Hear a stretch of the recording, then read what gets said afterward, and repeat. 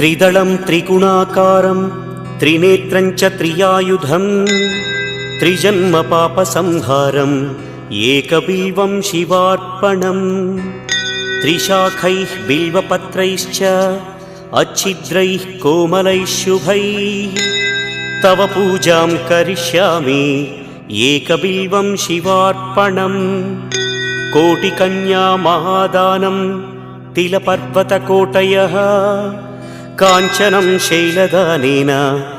एकबिल्वं शिवार्पणम् काशीक्षेत्रनिवासं च कालभैरवदर्शनं